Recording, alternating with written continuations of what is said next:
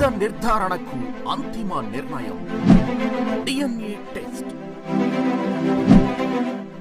ఉన్నది ఉన్నట్లుగా వాస్తవాలను శోధించి వివరించే మన DNA టీవీ, మన రాష్ట్రం, మన ఛానల్.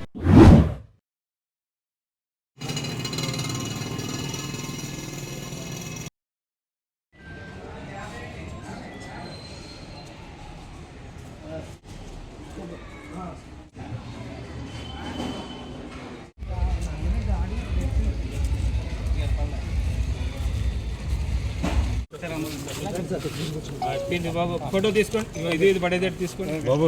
ఇలా వచ్చి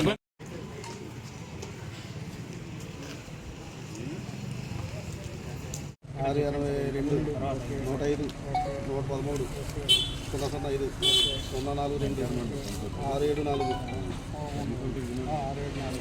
22 3.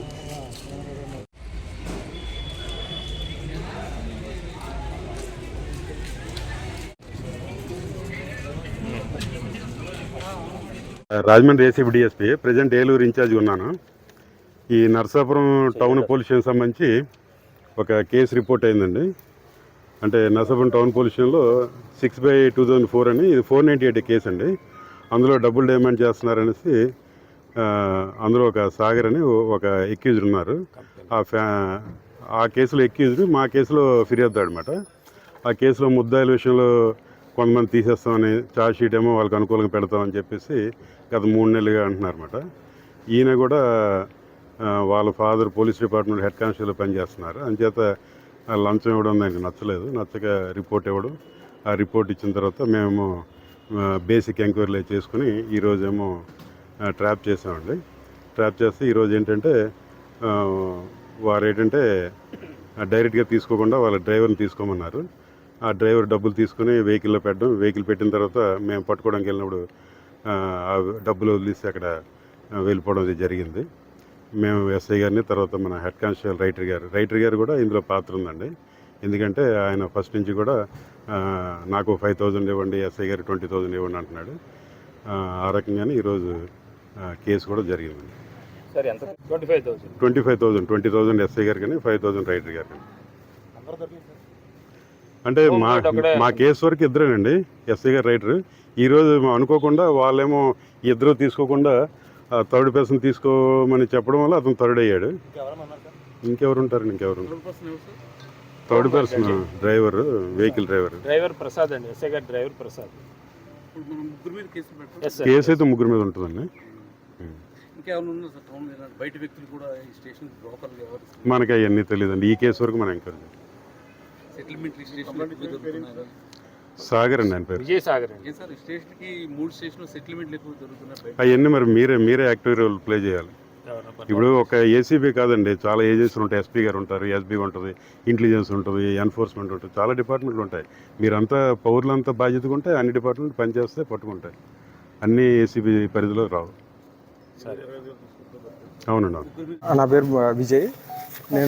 మాది విజయవాడ. నాకు 2022 అక్టోబర్లో మ్యారేజ్ అయింది. మా వైఫ్కి నాకు బాబు పుట్టాడు. బాబుకు పాలు ఇవ్వమని చెప్పేసుకున్నానంటే మా వైఫ్ పేరు Dayam Preethi Suchitha, doctor of Dayam Vijay Varaprasad and Mary. బాబుకు పాలు ఇవ్వడానికి నిరాకరించి అప్పటి నుంచి నాతో గొడవపడి నన్ను చంపటానికి వచ్చారు. నా మీద కత్తిపెట్టి తీసుకుని పూలకుండ ఇసిరేసి నన్ను చంపటానికి వచ్చారు. నేను పోలీస్ స్టేషన్కి వచ్చి కేసు పెడదామని చెప్పేసుకుని స్టేషన్కి వచ్చాను. కానీ వాళ్ళు నా కేసు తీసుకోకుండా వాళ్ళ తరపున కేసు తీసుకుని నా మీద 498 కేసు కింద ఎఫ్ఐఆర్ రిజిస్ట్రేషన్ చేశారు. చేసిన తర్వాత నుంచి నన్ను లంచం అడగటం స్టార్ట్ చేసి అప్పటి నుంచి ఒక 7-8 సార్లు ఫోన్ చేసి డబ్బులు డిమాండ్ చేశారు. 25,000. ఆ అమౌంట్ నాకు ఇవ్వటం ఇష్టం లేనందువల్ల ఈరోజు ఏసీబీ వాళ్ళతో వచ్చి నేను ఎప్పుడు వచ్చాయి ఏలూరు వెళ్ళి వాళ్ళని ఇక్కడ వచ్చి పట్టుకుంటాం జరిగింది. ఎవరు డిమాండ్ చేశారు సార్ డబ్బులు? రైటర్ గారు జే నాగేశ్వరరావు గారు, ఎస్ఐ గారు ప్రసాద్ గారు. నా పేరు విజయ్ అండి.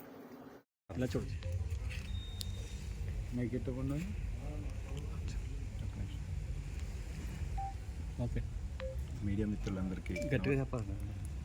మిత్రులందరికీ నమస్కారం. నా పేరు కొల్లాటి బాబురావు, పల్లవ సేన రాష్ట్ర అధ్యక్షుడిని. ఈరోజు ఎక్కడ చూసినా సరే అవినీతి పెచ్చిపీరిపోయింది. అందులో సామాన్యుడికి ఈ పోలీస్ స్టేషన్లు అనే దాంట్లో న్యాయం జరగట్లేదు. అందుకు ప్రత్యక్ష ఉదాహరణ అనేది నా కుటుంబమే. ఎందుకంటే ఈరోజు ఈ నర్సాపురం నియోజకవర్గంలో ఒక రెవెన్యూ కార్యాలయంలోనే ఒక ఆడపిల్లకి రక్షణ లేదు. ఎవరో కొంతమంది వ్యక్తులు సొంత కుటుంబానికి చెందిన వ్యక్తులు బయట నుంచి ఏదో కడప నుంచి కొంతమంది వ్యక్తులు వచ్చి ఒక ఆడపిల్లని ఎంఆర్ఓ ఆఫీస్ కార్యాలయంలోనే కిడ్నాప్ చేసి ఏదైతే కొంతమంది వ్యక్తులు వచ్చి దౌర్జన్యం చేసి కిడ్నాప్ చేసి బలవంతంగా భూమిని రాయించుకునే ప్రయత్నం చేస్తే మాకు అన్యాయం జరిగిందని చెప్పి ఇదే నరసాపురం పట్టణ పోలీస్ స్టేషన్లో ఫిర్యాదు చేస్తే ఇప్పటికీ మాకు న్యాయం జరగలేదు. అలాగే ఏదైతే 2017లో రిజిస్ట్రేషన్ సమయంలో సాక్ష్యంతం పెట్టిన వ్యక్తిని కూడా బెదిరింపులకు గురి చేసి నిన్ను కూడా చంపేస్తాం, ఏదైతే హక్కుదారులు భూమి హక్కుదారులు ఎవరైతే ఉన్నారో వాళ్ళని ఏ విధంగా అయితే లేపేస్తామన్నామో నిన్ను కూడా లేపేస్తామని చెప్పి సాక్షాత్తు ఒక చీఫ్ ఇంజనీర్ బెదిరించడం అనేది ఇదే పట్టణ పోలీస్ స్టేషన్లో కంప్లైంట్ ఇవ్వడం జరిగింది. ప్రభుత్వం ఇలాంటి అవినీతి అధికారుల మీద ఎంత చర్యలు తీసుకున్నా పేదవాడికి మేము రక్షణగా ఉన్నాం, పేదవాడికి మేము భరోసాగా ఉన్నాం అని చెప్పి ప్రభుత్వం ఎంత ఒకదంపుడు ఉపన్యాసాలు ఇచ్చినా సరే ఇట్లాంటి అవినీతి అధికారుల వల్ల ఈ జగన్మోహన్ రెడ్డి గారి ప్రభుత్వానికి కూడా తీరని మచ్చలాగా జరిగిందనటానికి ఈ నర్సాపురంలో జరుగుతున్న ఈ పోలీసు వ్యవస్థలో జరుగుతున్న పరిణామాలే ప్రత్యక్ష ఉదాహరణ. ఏంటండి, ఈరోజు మాకు భూమి మీద హక్కు కావాలంటే రిజిస్ట్రేషన్ ఉండాలి, పట్టాదారు పాస్ పుస్తకాలు ఉండాలి, ఇవన్నీ ఉండాలి. ఎవరో కడప నుంచి వచ్చిన ఒక అనామకుడు నేను ఒక సెల్ఫీ దిగాను, ఈ పొజిషన్లో నేనున్నాను, దీనికి హక్కుదారుని నేను అంటే ఈ రక్షణ కల్పించాల్సిన ఈ పోలీసు వ్యవస్థ రక్షణ కల్పించట్లేదు అని అంటే కనుక మనం ఎటుపోతున్నాం? అసలు ప్రభుత్వం పనితీరుకే ఈ రక్షక భటులుగా ఉండాల్సిన పోలీసు వ్యవస్థ లంచాలు ఇచ్చిన వాళ్ళకే రక్షకులుగా ఉన్నారు. ఫిర్యాదు ఇచ్చిన వాళ్ళు ఫిర్యాదు చేసిన వాళ్ళు మాత్రం రోడ్లలో తిరుగుతున్నారు. ఏంటండి దీనికి అరికట్టే పరిస్థితులు, ఇలాంటి పరిణామాలకి ఏ విధంగా ప్రభుత్వం తరపున చర్యలు తీసుకుంటారనేది ప్రత్యక్షంగా సాక్షాత్తు ఈ ఏదైతే కడప నుంచి వచ్చామని చెప్పి బెదిరిస్తున్న వ్యక్తులకు కూడా నేను ప్రత్యక్షంగా చెప్తున్నాను. ఇదే విషయాన్ని త్వరలోనే ఇన్ఛార్జిగా ఉన్న మిథున్ రెడ్డి గారి దగ్గర దృష్టికి, ప్రభుత్వ పెద్దల దృష్టికి కూడా నేను తీసుకెళ్తాను.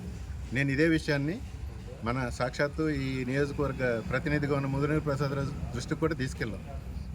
అయినా సరే వాళ్ళు ఎంతటోళ్ళు అయినా సరే వాళ్ళ మీద చర్యలు తీసుకోండి అని చెప్పి పోలీసులను ఆదేశించినా సరే ఈ రోజుకి కూడా చర్యలు తీసుకోలేదు. అర్ధరాత్రి నరసాపురంలో కొంపలు కూల్చేసి వాటన్నిటిని కూడా తరించకపోయినా సరే డైల్ 100 ఎందుకు పెట్టుకున్నారండి? అది పనిచేస్తుందా? కంప్లైంట్ ఇచ్చినా సరే చర్యలు లేవు. వీటి మీద తక్షణమే చర్యలు తీసుకోకపోతే కనుక మేమంతా కూడా ఈ వ్యవస్థలన్నిటి మీదుగా త్వరలోనే ప్రత్యక్ష కార్యాచరణ, ఇప్పుడు మేము రాజకీయాలు చేయాలనే ఆలోచన మాకు లేదు, సమస్య పరిష్కారం మాత్రమే కోరుకుంటున్నాం. కానీ ఇది ఎలాగుంటే కనుక మేము ప్రత్యక్ష యుద్ధానికి, ఈ వ్యవస్థలన్నిటి మీద యుద్ధం చేయడానికి మేము సిద్ధంగా ఉన్నామని చెప్పి మీడియా పూర్వకంగా తెలియజేస్తాం. కొంతమంది వ్యక్తులు వచ్చి దౌర్జన్యం చేసి కిడ్నాప్ చేసి బలవంతంగా భూమిని రాయించుకునే ప్రయత్నం చేస్తే మాకు అన్యాయం జరిగిందని చెప్పి ఇదే నరసాపురం పట్టణ పోలీస్ స్టేషన్లో ఫిర్యాదు చేస్తే ఇప్పటికీ మాకు న్యాయం జరగలేదు. అలాగే ఏదైతే 2017లో రిజిస్ట్రేషన్ సమయంలో సాక్ష్యంతం పెట్టిన వ్యక్తిని కూడా బెదిరింపులకు గురి చేసి నిన్ను కూడా చంపేస్తాం, ఏదైతే హక్కుదారులు భూమి హక్కుదారులు ఎవరైతే ఉన్నారో వాళ్ళని ఏ విధంగా అయితే లేపేస్తామన్నామో నిన్ను కూడా లేపేస్తామని చెప్పి సాక్షాత్తు ఒక చీఫ్ ఇంజనీర్ బెదిరించడం అనేది ఇదే పట్టణ పోలీస్ స్టేషన్లో కంప్లైంట్ ఇవ్వడం జరిగింది.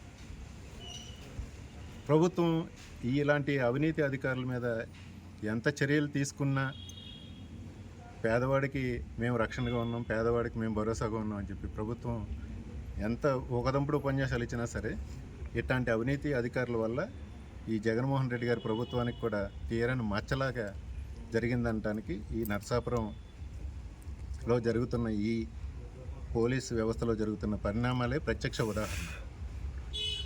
ఏంటండి, ఈరోజు మాకు భూమి మీద హక్కు కావాలంటే రిజిస్ట్రేషన్ ఉండాలి, పట్టాదారు పాస్ పుస్తకాలు ఉండాలి, ఇవన్నీ ఉండాలి. ఎవరో కడప నుంచి వచ్చిన ఒక అనామకుడు నేను ఒక సెల్ఫీ దిగాను, ఈ పొజిషన్లో నేను ఉన్నాను, దీనికి హక్కుదారుని నేను అంటే ఈ రక్షణ కల్పించాల్సిన ఈ పోలీసు వ్యవస్థ రక్షణ కల్పించట్లేదు అని అంటే కనుక మనం ఎటుపోతున్నాం? అసలు ప్రభుత్వం పనితీరుకే ఈ రక్షక భటులుగా ఉండాల్సిన పోలీసు వ్యవస్థ లంచాలు ఇచ్చిన వాళ్ళకే రక్షకులుగా ఉన్నారు. ఫిర్యాదు ఇచ్చిన వాళ్ళు, ఫిర్యాదు చేసిన వాళ్ళు మాత్రం రోడ్లలో తిరుగుతున్నారు. ఏంటండి దీనికి అరికట్టే పరిస్థితులు, ఇలాంటి పరిణామాలకి ఏ విధంగా ప్రభుత్వం తరపున చర్యలు తీసుకుంటారనేది ప్రత్యక్షంగా సాక్షాత్తు ఈ ఏదైతే కడప నుంచి వచ్చామని చెప్పి బెదిరిస్తున్న వ్యక్తులకు కూడా నేను ప్రత్యక్షంగా చెప్తున్నాను. ఇదే విషయాన్ని త్వరలోనే ఇన్ఛార్జిగా ఉన్న మిథున్ రెడ్డి గారి దగ్గర దృష్టికి, ప్రభుత్వ పెద్దల దృష్టికి కూడా నేను తీసుకెళ్తాను. నేను ఇదే విషయాన్ని మన సాక్షాత్తు ఈ నియోజకవర్గ ప్రతినిధిగా ఉన్న ముదినేని ప్రసాదరాజు దృష్టికి కూడా తీసుకెళ్ళాం. అయినా సరే వాళ్ళు ఎంతటోళ్ళు అయినా సరే వాళ్ళ మీద చర్యలు తీసుకోండి అని చెప్పి పోలీసులను ఆదేశించినా సరే ఈ రోజుకి కూడా చర్యలు తీసుకోలేదు. అర్ధరాత్రి నరసాపురంలో కొంపలు కూల్చేసి వాటన్నిటిని కూడా తరించకపోయినా సరే డైల్ 100 ఎందుకు పెట్టుకున్నారండి? అది పనిచేస్తుందా? కంప్లైంట్ ఇచ్చినా సరే చర్యలు లేవు. వీటి మీద తక్షణమే చర్యలు తీసుకోకపోతే కనుక మేమంతా కూడా ఈ వ్యవస్థలన్నిటి మీదుగా త్వరలోనే ప్రత్యక్ష కార్యాచరణ, ఇప్పుడు మేము రాజకీయాలు చేయాలనే ఆలోచన మాకు లేదు, సమస్య పరిష్కారం మాత్రమే కోరుకుంటున్నాం. కానీ ఇది ఎలాగుంటే కనుక మేము ప్రత్యక్ష యుద్ధానికి, ఈ వ్యవస్థలన్నిటి మీద యుద్ధం చేయడానికి మేము సిద్ధంగా ఉన్నామని చెప్పి మీడియా పూర్వకంగా తెలియజేస్తాం.